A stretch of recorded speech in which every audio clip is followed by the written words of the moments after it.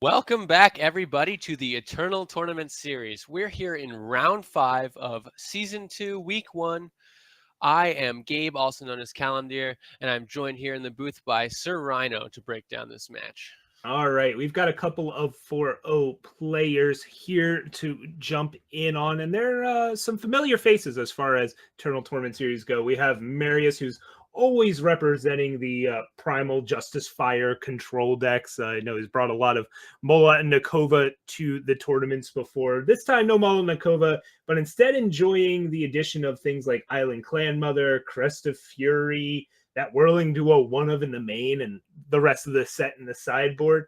Some nice tools, and of course, again, 4-0 strategize. We're going to see a lot of that today, and we already have seen a lot of that. So just this Primal Justice Fire kind of control deck from Marius. And on the other side, we have the TheTrystero, who is on Praxis mid-range. Again, 4 of Crest of Impulse showing up there. Some World Bear Behemoths in this one, even though it's a little more aggressively tilted with the Praxis Displacers and Dawnwalkers, things like that, with a pretty cool sideboard with all 4 Ascendants showing up there to help push the power level World Bear Behemoth if he needs to really grind it out. Yeah, so traditionally, Dawnwalker matchups are favored against Armory style decks. So I would look to say, or I would say that TheTrystero is a little bit favored in this matchup. Some questionable choices, I would say, though, in his deck lineup there. He's got the more aggressively tilted Praxis Displacer, but then the more defensively tilted Devoted Theurge. Got is obviously a Dawnwalker build of Praxis as opposed to the Relic build with something like Great Kiln Titan. And Devoted Theurge just doesn't trigger Dawnwalker. So it's just some interesting choices. And he's only at 2 Carnosaurs instead of 3 or 4, which people usually. But here we are. It's an odd metagame call. I think I'd prefer to just see all 4 thirds in the side, even if you were expecting burn. Like, if you're expecting that much burn, just play a deck with a better matchup. But yeah, this game's underway. Dawnwalker's in play already. Vanquish Sword of Ikaria not lining up super great against it.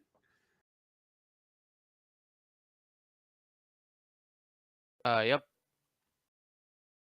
So we see Harsh Roll in Marius' hand. He's just looking to get to that. Gonna just cast Wisdom here. And that pause means TheTrystero will be on a Torch in hand as well. Keep in mind, we're working on getting TheTrystero's hand cam set up. Hopefully it'll be functional shortly. Again, we're working on a few different systems here that should overall raise the quality of the tournament, but there's going to be certain games where we can't quite get all the feature coverages that we want. But yeah, we're going to see the Sword of Ikaria come out here. TheTrystero could torch this if he wants to save the 2-1 Amber Acolyte. And yeah, that's what we see.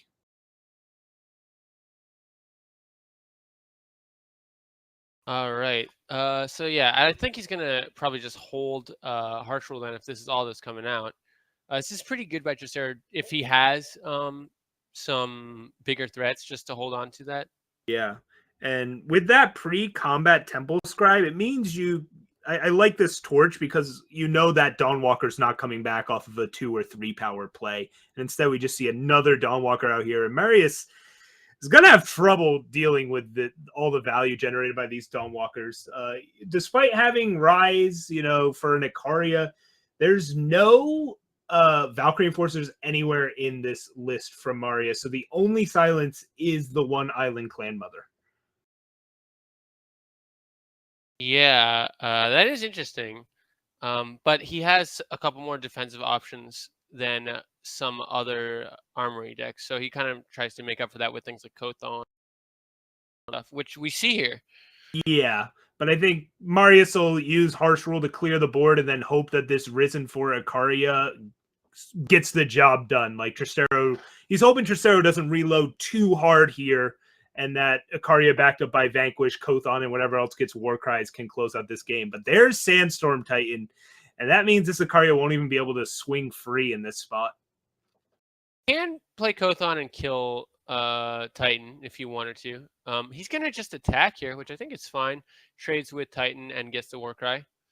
Yeah, it's fine, especially if you draw that Warcry immediately. It means you're taking 8 this turn, which is a whole lot, especially against the deck with Reach, like Obliterate. Yep. And there it is. So yeah, that's what TheTrystero wanted, those early Dawnwalkers to give Marius, just get that extra chip damage in early and then finish it off late.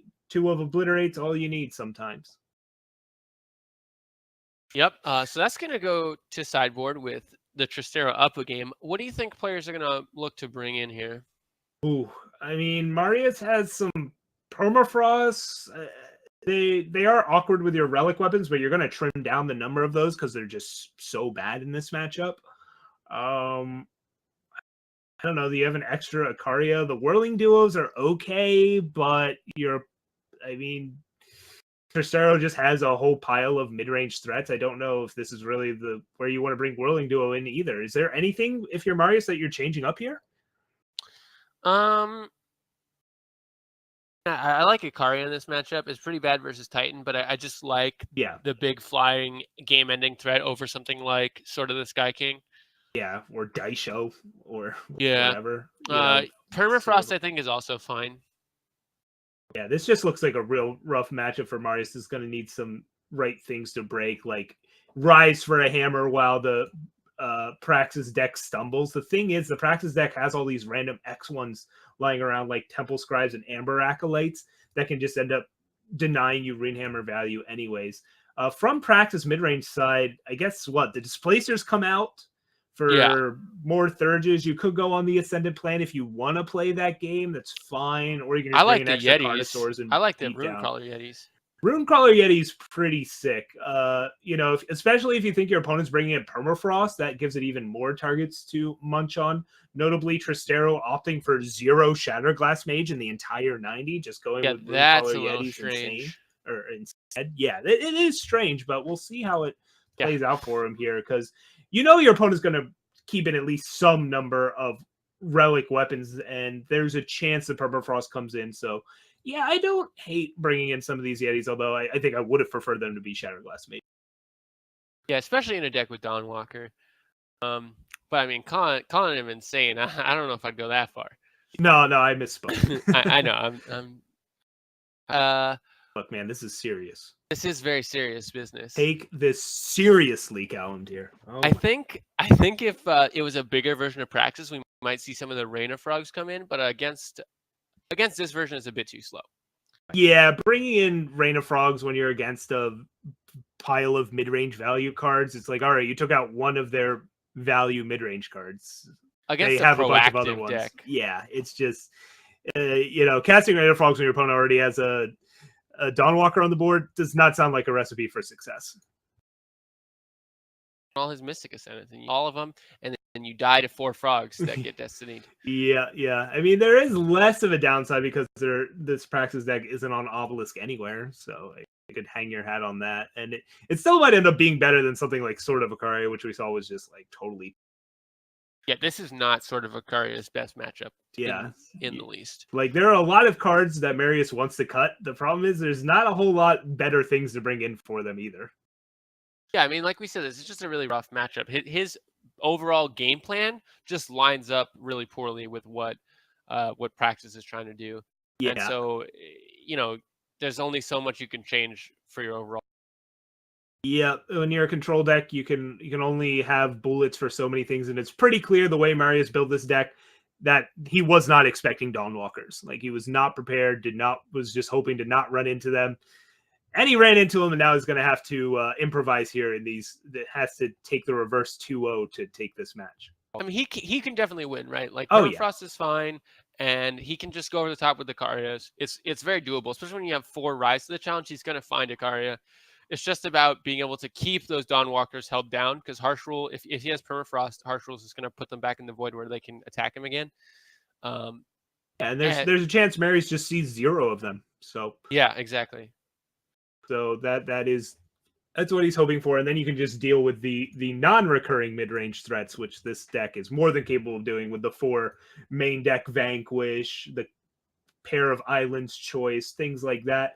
Marius can deal with a string of giant dinosaurs and sentinels. It's really the Dawnwalkers that throws a wrench in his plans.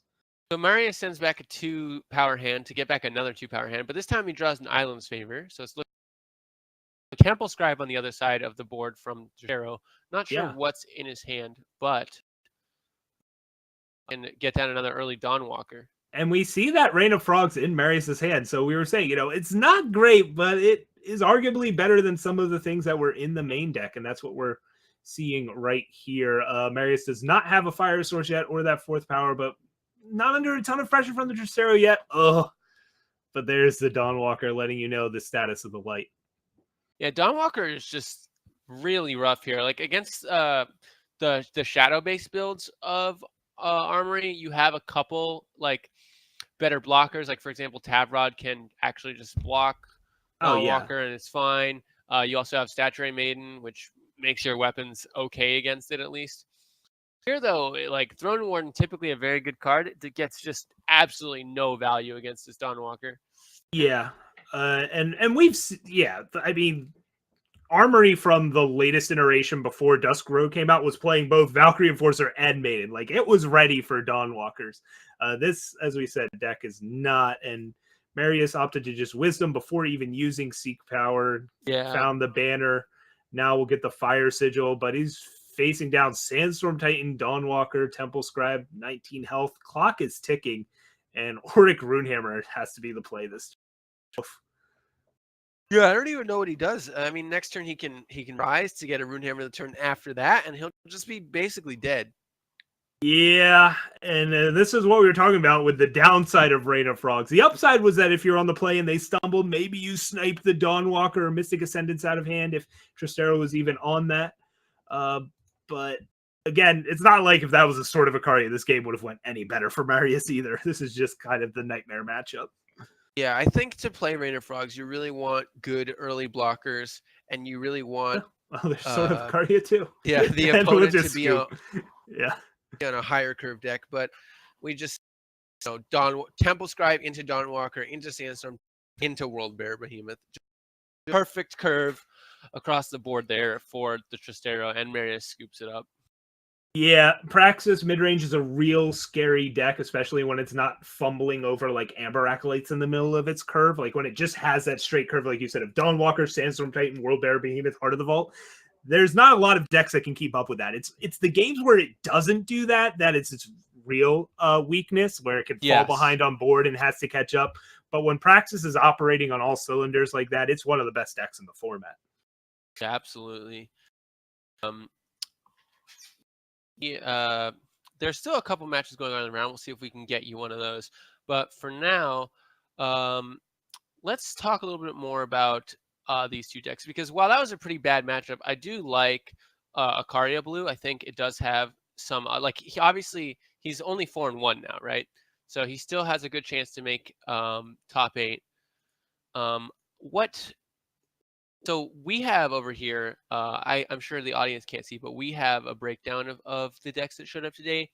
And there's a lot of Argenport, Burn, and Feln. And I think that the Ikaria Blue matchup is actually pretty good versus both Argenport and Feln. Or do you just like Feln Control? Yeah. No, I think Ikaria Blue has a good matchup there. Ikaria is a kind of hard card for them to answer. Island lines up pretty well against Feln too, and same with Sword of the Sky King. Some of these weapons, if you leverage them, Rise to the Challenge, Runehammer can cause issues for Feln.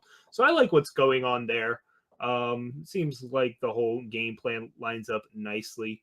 And yeah, against Argenport and even Stonescar Burn, I think it has good matchups, or at least reasonable matchups in all of those. It was really just ran into the Dawnwalker buzzsaw here. Yeah, you could see both Praxis and Ikaria have a ton of tools in their sideboard for aggro. They were both very prepared for Burn today. Yeah. TheTrystero even having the main deck there. It looks like we don't have a backup match for you guys today, or this round. No more matches today. ETS is over. No.